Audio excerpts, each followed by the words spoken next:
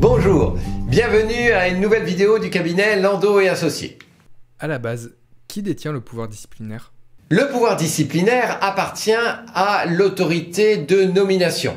Cela signifie que dans les collectivités locales, ce sera l'autorité territoriale qui aura le pouvoir disciplinaire, à savoir dans les communes le maire, dans les départements le président du conseil départemental et dans les régions le président du conseil régional.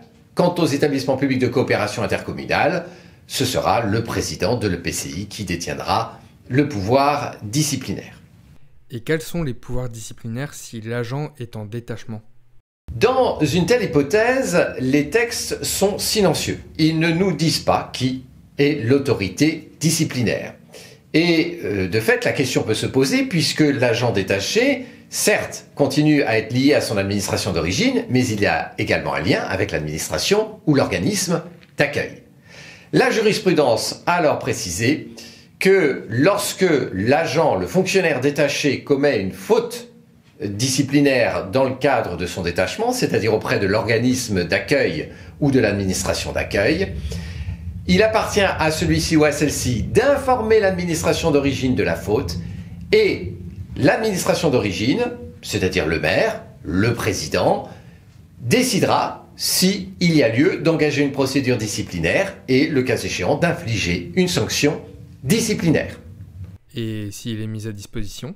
Si, en revanche, l'agent est mis à disposition d'un organisme ou d'une administration, eh bien, dans cette hypothèse-là, le fonctionnaire, tout comme le fonctionnaire mis à disposition, tout comme le fonctionnaire détaché, relève de son administration d'origine et donc de l'autorité compétente au sein de l'administration d'origine pour infliger une sanction disciplinaire, c'est-à-dire l'autorité territoriale de l'administration d'origine. Cette fois-ci, ce n'est pas seulement la jurisprudence qui le précise, c'est également la réglementation applicable.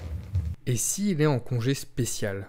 Quant au fonctionnaire qui se trouve en congé spécial, il s'agit ici donc d'un fonctionnaire qui était sur un emploi fonctionnel et qui a fait l'objet d'une procédure de fin de détachement sur emploi fonctionnel. Et comme on le sait, dans le cadre de cette procédure, le fonctionnaire, sous un certain nombre de conditions, peut demander à bénéficier d'un congé spécial. Dans cette hypothèse, les textes ne disent rien, la jurisprudence n'a pas apporté de précision, mais il n'y a aucune raison pour considérer que le fonctionnaire qui bénéficie d'un congé spécial ne continue pas à être soumis à ses obligations statutaires et donc à relever de l'administration qui l'a placé en congé spécial. Et si l'agent est en exercice, mais dans une autre collectivité désormais? Il peut arriver qu'un agent commette des fautes disciplinaires dans la collectivité dans laquelle il exerce ses fonctions, et avant que la procédure disciplinaire soit engagée ou avant qu'une sanction puisse être infligée, cet agent obtient une mutation dans une autre collectivité. Quelle est alors l'autorité disciplinaire compétente? Est-ce l'autorité territoriale de l'administration d'origine, là où les faits ont été commis, ou est-ce l'autorité territoriale de l'administration dans laquelle l'agent a obtenu sa mutation? Eh bien, les choses ont été clarifiées par la jurisprudence. La jurisprudence nous dit que l'autorité compétente est celle qui est compétente à la date, non pas de la commission des faits, mais à la date où il faut infliger une sanction.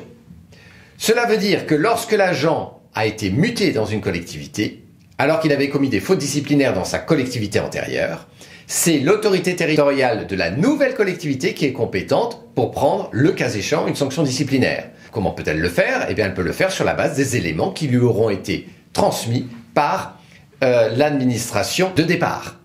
Évidemment, l'autorité territoriale de la collectivité, de la nouvelle collectivité qui emploie l'agent, est libre, en vertu du principe de l'opportunité des poursuites disciplinaires, d'engager ou de ne pas engager une procédure disciplinaire. Et s'il est en retraite? Que se passe-t-il lorsque un fonctionnaire a commis une faute disciplinaire et qu'il est par la suite admis à la retraite, c'est-à-dire qu'il fait l'objet d'une mesure de radiation des cadres et donc pour pouvoir bénéficier de sa pension de retraite? Le Conseil d'État, dans un arrêt très récent, de février 2024, a apporté une précision sur ce point. Il a indiqué que lorsque le fonctionnaire a fait l'objet d'une mesure de radiation des cadres et a été admis à la retraite, il ne peut plus être renvoyé devant l'instance disciplinaire. Donc il ne peut plus faire l'objet de sanctions disciplinaires. Mais il reste toujours le pénal, voire la responsabilité financière. Il faut apporter tout d'abord une précision. Le fait que l'agent soit incarcéré, par exemple dans le cadre d'une détention préventive, ne s'oppose pas au déroulement d'une procédure disciplinaire. Ce point a été précisé par une jurisprudence du Conseil d'État. Donc, ce n'est pas parce que l'agent se trouve en prison que l'administration ne peut pas agir sur le plan disciplinaire. Ensuite, il faut dire la chose suivante, c'est que ce n'est pas parce qu'un agent commet une infraction pénale que cela fait obstacle à la qualification de faute disciplinaire. Autrement dit, un même fait peut faire l'objet d'une qualification pénale et d'une qualification disciplinaire. La jurisprudence a précisé, dans ce cas-là, il peut y avoir deux procédures qui sont enclenchées en parallèle, une procédure pénale qui est engagée par les autorités compétentes, c'est-à-dire le parquet, le juge d'instruction, et une procédure disciplinaire qui est engagée par l'autorité disciplinaire compétente. Ces deux procédures sont indépendantes, c'est-à-dire que l'une peut être engagée quand bien même l'autre ne le serait pas, et inversement. Ou alors les deux procédures peuvent être conduites parallèlement et aboutir chacune à une sanction pénale ou disciplinaire sans qu'il y ait lieu d'attendre, par exemple, que le juge pénal se soit prononcé pour que l'autorité territoriale puisse prendre là une sanction disciplinaire.